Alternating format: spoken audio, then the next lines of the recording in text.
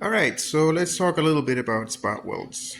So let's start with this because this is kind of important. This piece on the bottom, I had to fix a bunch of times because obviously this is a race car and this quarter panel has been removed and put over, removed and fixed and number of times. So this material was really thin, very porous, full of holes. I had to do a bunch of welds. You'll see that in the pictures. Now, I'm leaving the crown on the spot welds.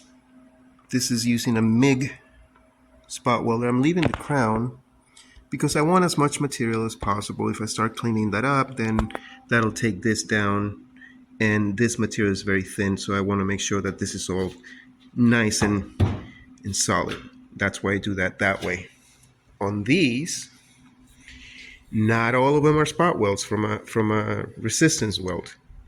These, I do a full hole through to the other side, or at least partially to as much of it as I can, and then I start doing my plug welds, right? Then I'll clean up this side, and then I do my marks with just a regular small welder. And then probably if there's something that I don't like, I'll correct a little bit with one of these bits. Why do it that way? Again, this panel has been removed and put on quite a few times, so this material is weak on this side and it's normal on this side, not strong, but normal, 20 gauge on this side. So what you want to do is you want to make sure that if you put a spot weld on thin material, it would pop off. So what you want to do is you want to drill through here, mostly into the other material, so that when you put your spot, your backing material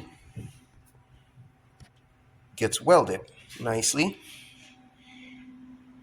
and through both pieces, so that you know for sure that you have a good weld here.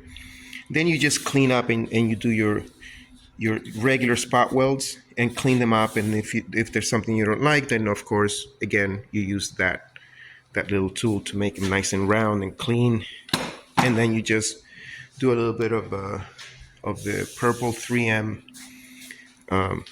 discs. This is Scotch-Brite 3M, and you clean this up with this disc, and then it ends up looking like that. Again, why do I do that? I like confusing people.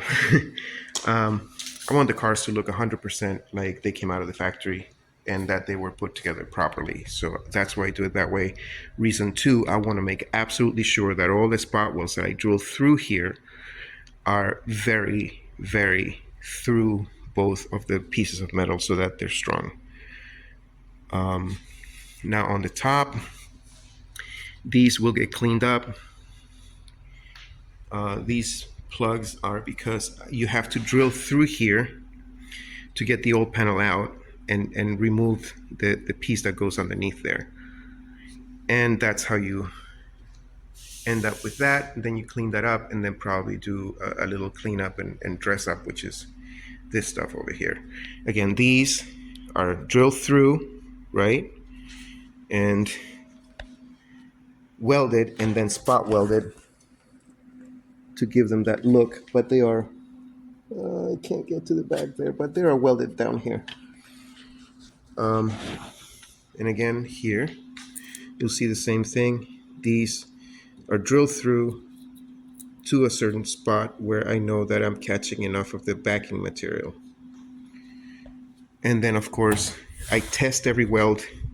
I go in between here and try and pry it open, making sure that every weld is good. There's a center weld, a weld through here, and then 2 spot welds on the sides. And that's how I know that for sure that this is not going anywhere. I built a lot of race cars, and I always want to make sure my guys are, you know, as safe as I can make it. I would hate to see a car that something went wrong because of me. So that's how I do it. Again, same process here.